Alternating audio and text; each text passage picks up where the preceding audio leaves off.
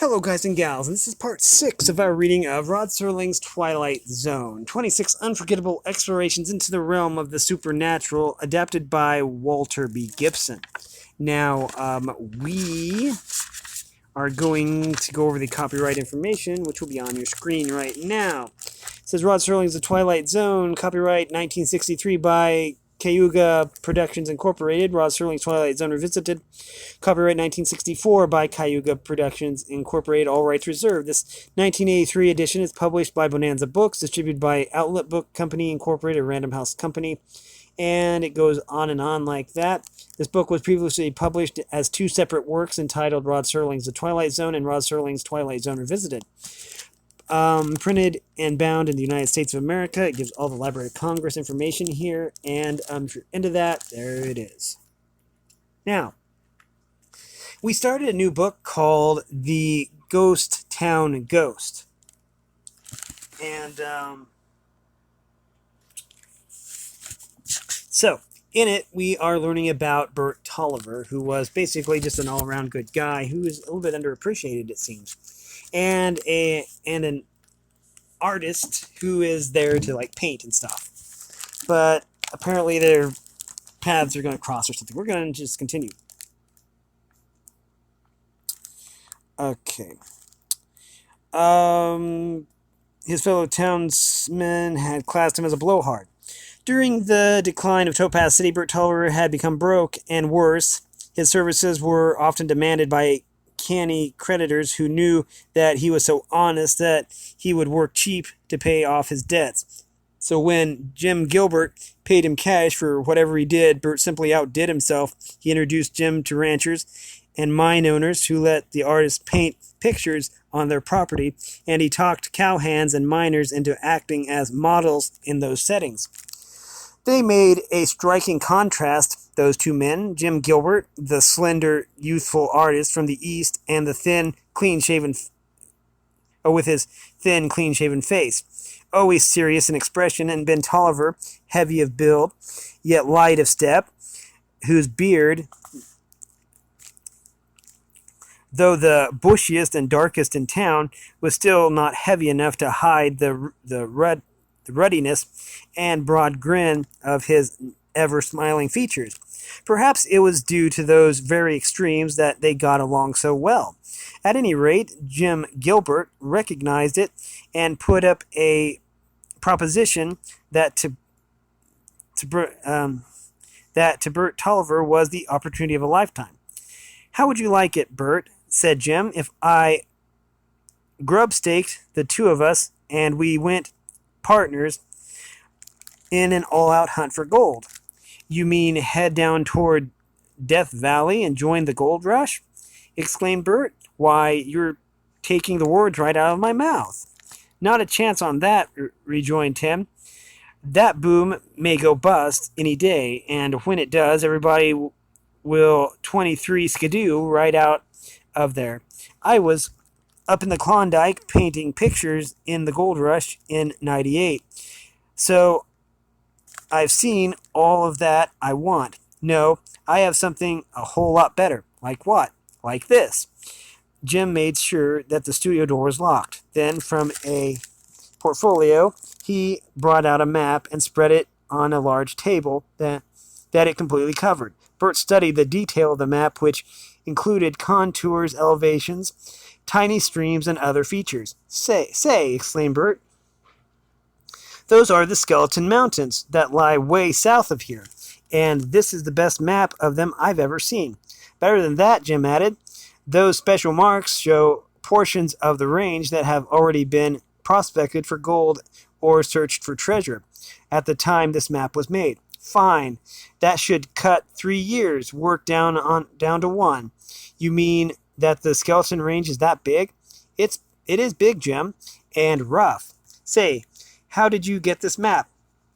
"It was made up from some old maps that my uncle pieced together and enlarged. That was Uncle Ben, my mother's brother, the man who brought me up to be an artist and sent me to Paris to study. My dad, whose name was Harvey Gilbert, made a lot of money during the silver boom up in Virginia City. He brought my mother and myself back to New York. Then my mother died there, so Dad left me with Uncle Ben and went west again to manage his silver mines. He sent back money at intervals, but finally he sold out his shares and we didn't hear from him after that. I went to the Klondike hoping I would run into Dad up there, but no luck. Then later Uncle Ben heard from someone that Dad had died, but he didn't learn just when or where. Ben Tolliver nodded sympathetically. He had heard many such stories before. Without them, there would be no West. People came there to find fortune, to forget sorrow, to regain loss, or to seek adventure. Some were born to it, as Bert himself was, and the tough part was that you could get trapped right here in places like Topaz City and never manage to take advantage of the wonderful opportunities all around you. All that went through Bert's mind as he shrewdly told Jim,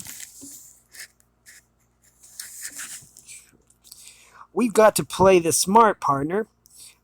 You've picked the greatest time ever to go prowling around the Skeleton Mountains. Most everyone else has headed for Goldfield and Rhyolite, so we won't have any competition, provided we keep our traps shut."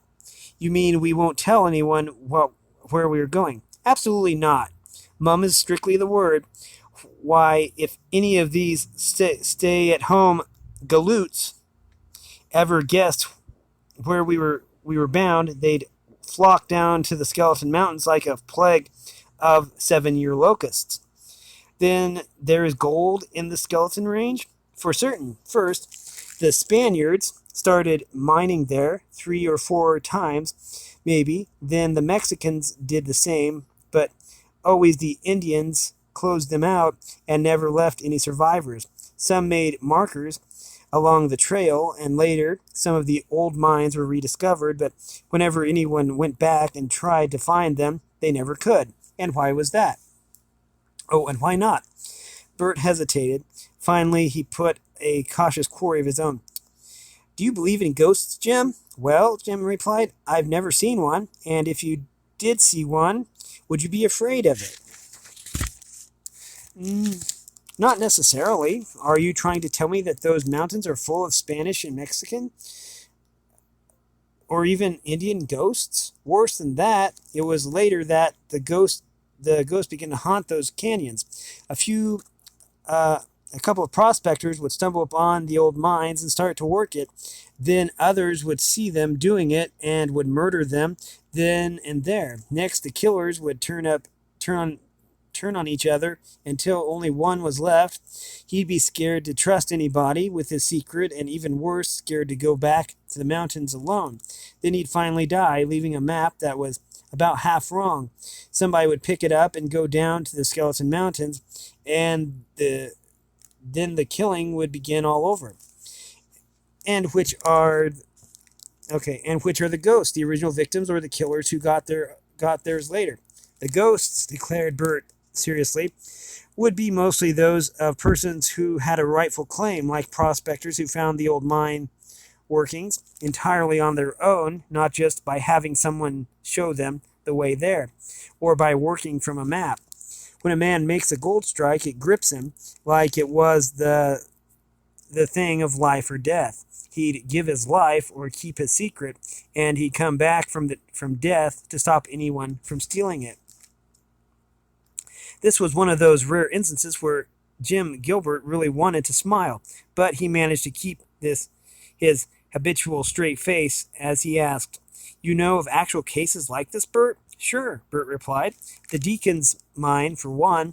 They figured the Deacon was working it because other prospectors kept seeing him down around the Skeleton Range. Besides, he was always showing up in different towns, bringing gold with him. Never enough to cause too much stir in any one place, but it must have added up considerably." "And did they try to track this Deacon?" "They really dogged him, but he shook them off. He was a loner from the start, so whatever he found was his, with nobody to tell about it. He made friends with old-timers around Topaz City and other places, and they cached some of his gold for him, but he never told them where it came from. Has the deacon's ghost been seen down in the skeletons? Some folks say yes, but it could only be within the past 10 or 15 years, because before that the deacon was still around himself. Did you ever see his ghost, Bert? No, never, but I'd know it if I did, for I saw the deacon up here in Topaz City when he was still alive. Solemn looking bloke, kind of along in years, though you couldn't be sure of that. Maybe he just looked old on account of the black trousers and black shirt he always wore. He had big black boots, too, and a black Stetson, one of those real wide kind, so that you could never get a look under the brim to see if he had gray hair. Those eyes of his would bore at you like they were asking why you were messing in his business. It wasn't smart to bother the deacon then, any more than it would be smart to pick a quarrel with his ghost right now. So you really think his ghost is around the mine he found? His ghost might be around anywhere. I never heard of a ghost being pinned down to one spot, except when it had gotten into some sort of trouble there and might have a grudge to settle. The deacon never was in any trouble that I heard about, but if you don't believe in ghosts, I'm not trying to convince you. Why should I scare you away from the Skeleton Mountains, considering that map you got? You haven't scared me, Bert, but you have convinced me. Convinced you of what, Jim? That the deacon's mine is real, and that we can't let anybody know we are going to look for it. We must make them think we're headed someplace else, like Goldfield or Rhyolite, to join the gold rush. That's our ticket, Bert. Let's shake on it. So they shook on it, I guess. Let's see. Yep, they shook on it and began planning their campaign.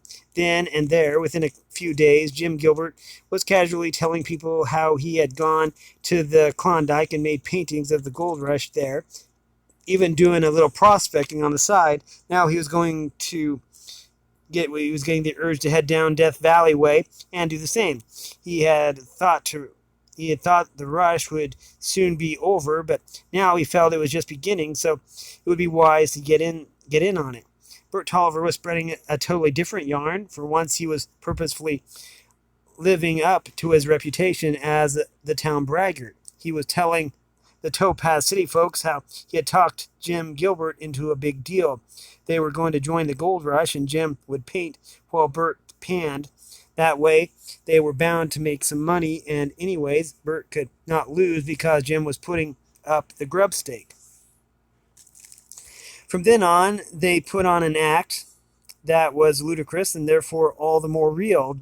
Jim, the perfect example of an Eastern tenderfoot, began buying any and all supplies that his partner suggested. Bert, the town show-off, couldn't resist swaggering about Topaz City and flashing his limitless bankroll in the stores where his credit had been nil a week before. Shopkeepers and clerks hopped from shelf to shelf saying, "What else, Mr. Tolliver?" And yes, we have it, Bert, old boy.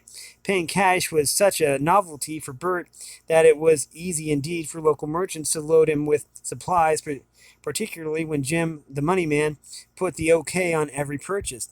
Bert, however, was doubly smart as he played the big shot in his own hometown.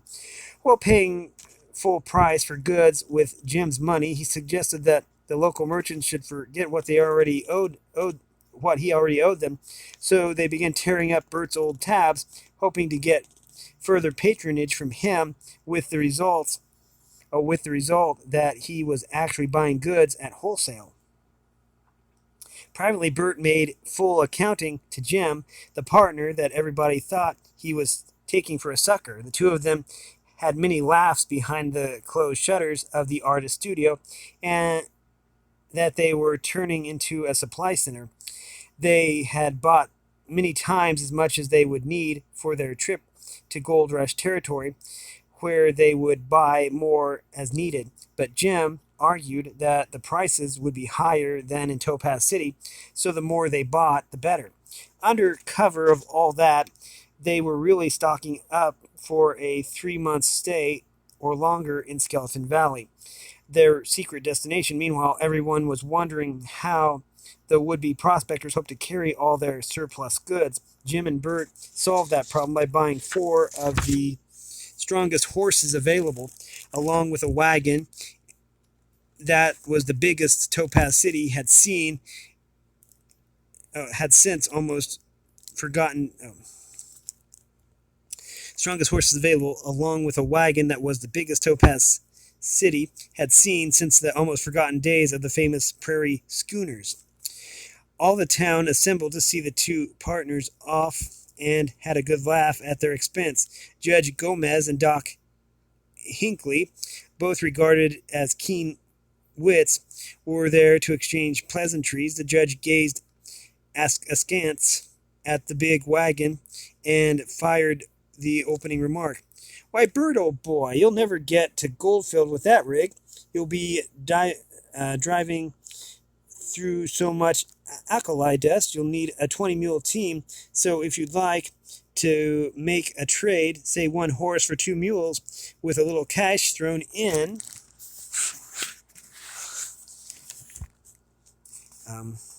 "Sorry, Judge," interposed Bert, "but I've thought all that out. I used to drive a mail coach, so I know the roads right good. Instead of going straight to Goldfield, I'm going to take the southern trail almost to the border, then go southwest over the Apache cutoff and come southwest by the old Silver Trail. That ought to do it." "It sure ought," the judge agreed seriously. "But since you'll be a little out of your way, why don't you go right around by the northwest to start there? There's a nice trail called the Oregon Trail." The rest was drowned in the guffaws of the crowd, which enjoyed Bert's pained expression. If there was anything they liked in Topaz City, it was to see Bert Tulliver "tooken," as they phrased it. The laughter finally subsided so that the townsfolk could listen to Doc Hinckley bait Jim Gilbert, who was loaded some fancy saddles into the back of the wagon. "Lookee, young fellow," drawled the doc, "you won't be needing saddles with those dray horses of yours. Your problem is that your wagon is likely to break down. If you'd like to swap those saddles for a couple of extra wagon wheels, I can accommodate you. The wheels are odd sizes, but that won't matter, since you'll be driving in a circle anyway." Again there was a roar of laughter, but Jim played it seriously. He beckoned to Bert, and they went back into the studio, then came out rolling a pair of wagon wheels, which they hoisted into the wagon. "Sorry, Doc," commented Bert. "We've already bought a couple spares. Both of them the same size, too." That turned the laugh on Doc, but he came right back. And when do you expect to use those saddles, and why? Where?" "Where?" Jim replied. "All along the trail. And why? Because I'll be painting western scenes. Every time we stop, I'll need Bert to pose in a saddle as a cowboy, along with anybody else we meet up with on the way." "There used to be Indians in these parts," reminded Doc. "Don't you intend to include them in your paintings?" "I sure do." Jim gestured to Bert, who opened the last box that he was loading onto the wagon. From it, he took some Indian costumes and displayed them. "That's why," added Jim, "we decided to take these along." Again the laugh was on Doc, and Bert added a dry comment. "If you'd like to come along, Doc, we'll let you play Indian. All you will have to do is sit still on a horse and pretend you're Sitting Bull." With that, the partners clambered aboard the wagon. Bert Tulliver cracked his whip, and they rolled out of town with all the flair of the old days, when Bert had driven the mail coach along that very same southern trail. "Nice going, Jim," complimented Bert as they clattered along. "The way you kidded Doc with the mention of the saddles. He's the only person who might suspect that we would have been planning to hide this wagon somewhere and take to the saddle instead." Won't he still think that, even after what I told him? He will think about it, sure, but he won't be likely to talk to anybody about it. That's all that counts, where we are concerned. Jim began to worry as they rolled along. He wondered, too, how far they would get since they had started late in the day, but Bert had included everything in his calculations. After they had driven a couple of hours, he turned off on a narrow road to the east, which followed a muddy stream that he identified as the Copper River. When the road doubled back toward the main trail, Bert swung the wagon into a grove of cottonwood trees. I'll unhitch the horses and let them drink, declared Bert. You set up your easel and start to paint, but keep your eye on the trail we just left. If anybody comes along either way, we'll go back on the trail and continue south, so we will be accounted for later. But if nobody shows up, we'll keep on down this river road. Nobody did show up. Bert built a small fire and cooked dinner along toward dusk, then came over to Jim with a cup of coffee. You've painted enough now, declared Bert. Here's mud in your eye, fresh from the Copper River. It adds something to the coffee. After dinner, they harnessed up and drove all night along the river trail under a clear moonlit sky. Toward dawn, they stopped in another grove of trees, waiting there all day, and drove again by night. They continued that policy night after night, their wagon gliding like a phantom under the silvery moon along level back roads that Bert had followed often during his somewhat checkered career.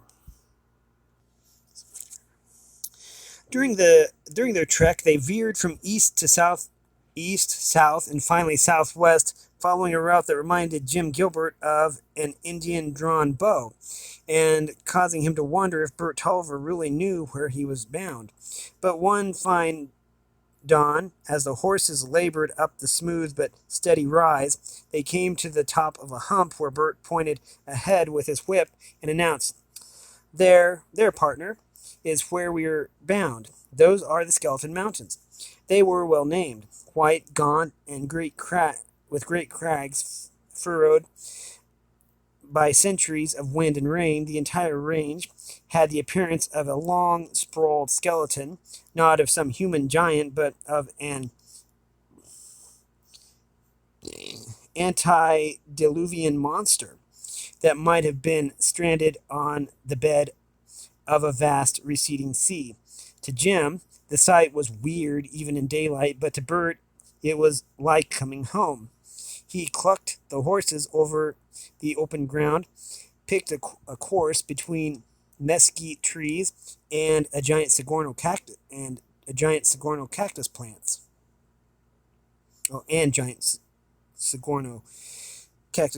Even though the horses were tired, Jim thought they would reach the mountains within an hour, but it took more than half a day, for distance was deceptive in this arid atmosphere.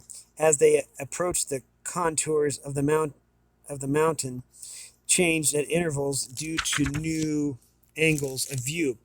Bert pointed out some of the more familiar peaks that Jim recognized from the map. Gray Dome, a mighty mass of granite, Crystal Point, glittering with quartz, Black Beauty, a round summit composed of basalt, and other formations that showed the reddish tinge of rhyolite and the green stripes of serpentine.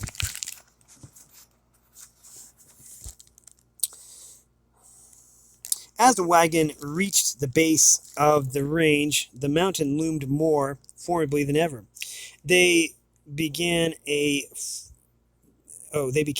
frowning wall towering to inaccessible heights, with no apparent way to pierce the mighty barrier.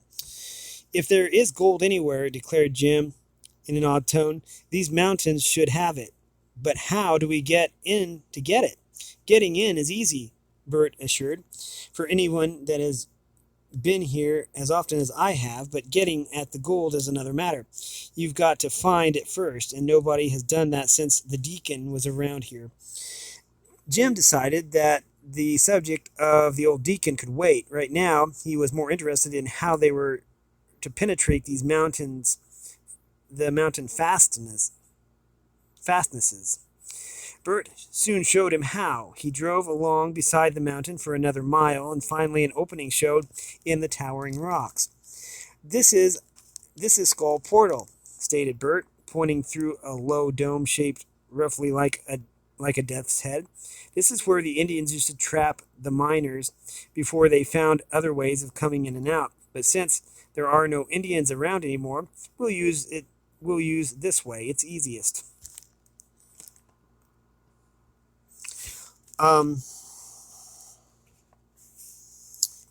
It's easiest. Okay. It was easy indeed. The ground was like a broad, level roadway. As it wound in through the mountain furrows, it narrowed, though, as they turned the horses into a side canyon, where great crags seemed almost to meet 1,000 feet above, and the side walls were streaked like bony fingers reaching down to clutch the intruders. The giant's cleft, Bert said. Kind of gets you the first time in, but you'll soon forget it. There's so much else that's worse. That's reassuring. We're going to have to end it here. Let's just first of all see how many pages are left in this particular story. It looks like quite a few. Yes. Okay. So we have been reading from Rod Serling's Twilight Zone, 26 Unforgettable Explorations into the Realm of the Supernatural. And if you like this content, make sure you like and subscribe, ring the bell so you know when I upload. Also, support me in any way. All the information will be in the description below. And as always, thanks for watching, everyone, and have a great day.